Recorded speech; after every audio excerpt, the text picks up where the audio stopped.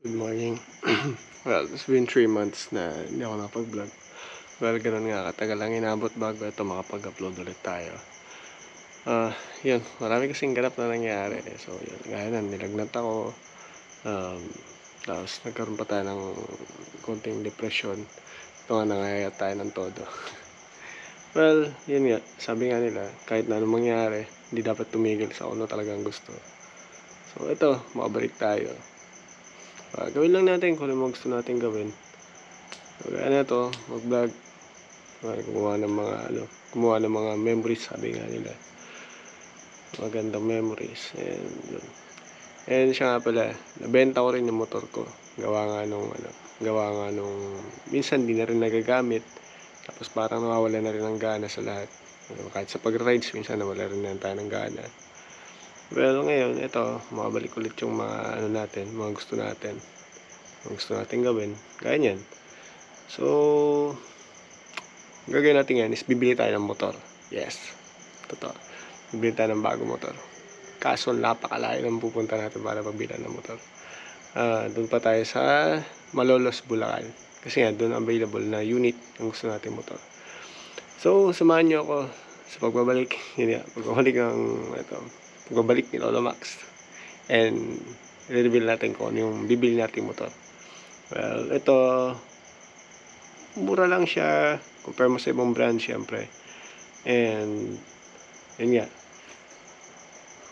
basta maganda siya. Samahan niyo ako. Tara.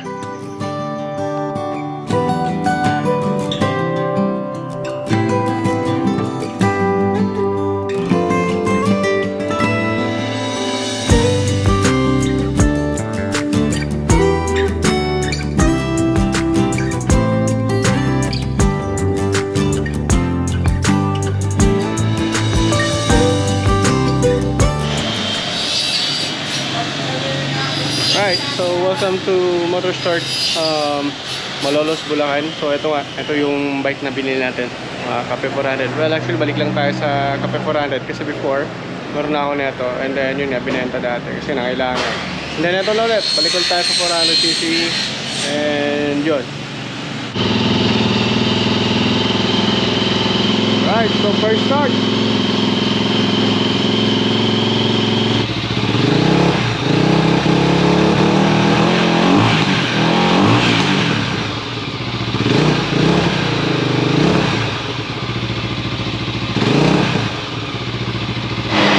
Ayun, official na sa atin na yung motor ulit.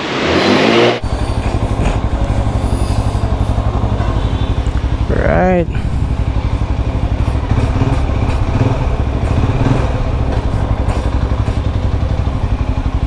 Alright, so back to 400. Yeah boy. Yan, may bago ko sa'yo. Right, so here we go. Expressway again. Right. Thank you, Lord! Ay, tagal kong dito na nakamotor. Ito, nilibago na naman ako. Para kong nalulula. Di ba, pansanay din tayo dyan. Doon na rin pala tayo ng Arayat. Dadaan natin si Jom. Ipapatono agad natin tong motor. Kasi trusted ko talaga mekaniko. Tsaka magaling talaga yun. So, sa mga gusto mong pagawa, mamaya ipapakita ko yung address niya. Ito lang yun, dinadayo pa yun from sa mga sa Manila, sa kung saan kasi dati siyang mekaniko ng Honda. Natawa ako kasi kanina, hindi ko pala na-vlog pagpasok ko doon sa toll gate. Yun nga, tanong agad sila kung ilang cc daw to. Kasi nga sa totoo lang, kapag titignan mo talaga itong Cafe 400 is hindi siya mukhang 400cc. Mukha lang siya mga malilit na displacement. So yun, normal, tanongin din talaga pinaka cheapest na motorcycle para mapag-expressway sa Cafe 400 Motor Store. Well, sa pangado nito, yun nga, wag masyadong tutok kasi nga, ang preno na ito is naka-disc brake na setup pero wala siyang ABS. Ganyan din yung yung likod na ito, naka-drum brake lang. Kasi basic na basic talaga. Kaya mahalaga talaga dito sa expressway, kailangan talaga mabigat yung motor mo. Kasi nga, kapag ka magaan talaga, ito, para kang linilipad.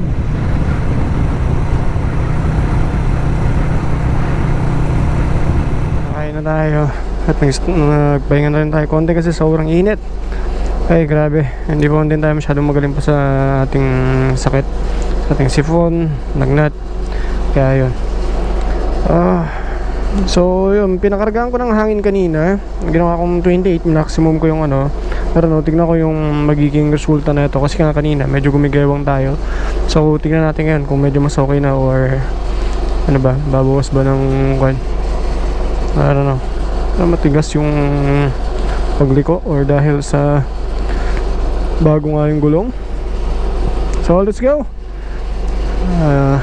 Expressway gaming tayo ulit. Let's. Oh, parang mas naging okay nga yung ano ko takbo ko dahil nga siguro sa ano to, dahil nga siguro sa pressure ng gulong. Akala ko pa wala nang cash dito.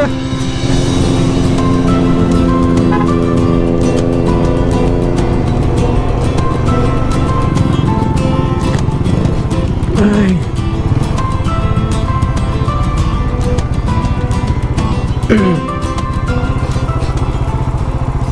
So yun, I'm just gonna give you a quick update, and then siguro tutuloy na lang natin ulit yung pagre-review sa motor na to kapag nagkaroon tayo ng oras ulit. I-review natin to, itong Cafe 400 by Motorstar, which is the cheapest expressway legal bike. Well, sa mga hilig sa mga classic, ito yung ano. Well, sa mga gusto magpagawa ng motor, dito kayo. Message nyo ako, alam nyo kung saan, kahit anong klase motor kaya nang gawin. Alright, so let's go. Hilay! Sige ba?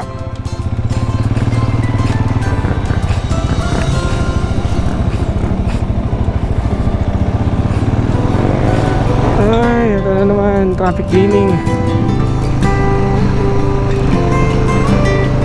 Alam niyo naman itong mga motor, check yung lahat talaga sin, kasi may mga part na yun nga maluluwag, hindi pantay-pantay.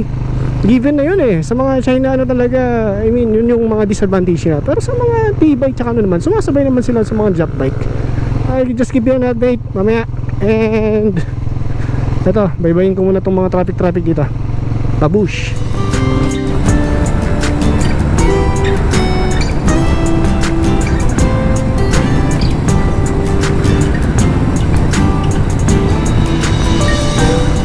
Drag, lakas. Especially kapag ganitong mga truck kung sinusundan, mag-overtake sa'yo, parang ang iampas ng hangin. Actually, this is my first time to experience the expressway with the motorcycle. Meron na akong ganito dati, Cafe 400, same. Binenta ko nga lang kasi siya, wala pang 1 month yata or 1 month pa lang sa akin. And yun, kasi nga, nangailangan akong pera that time. So eto, nagbabalik lang ako sa Cafe 400. I miss Cafe 400. Yung chill ride.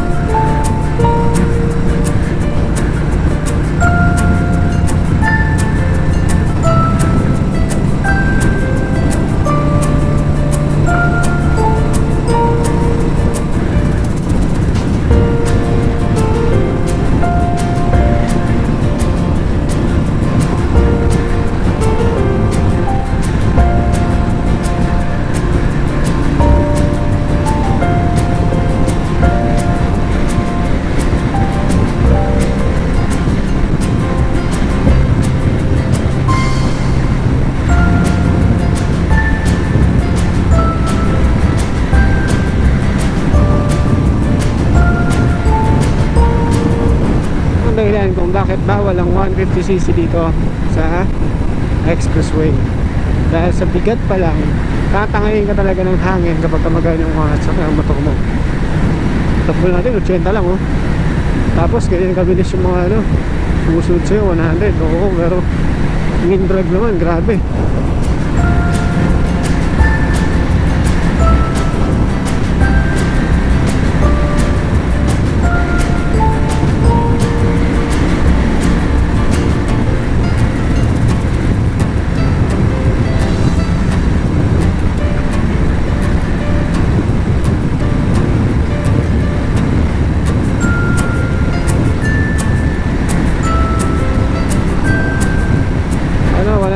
parang gano'n. Ang kilos na to. So sadyang napakababa. Oh, yan na, tulak. Oy. Phew.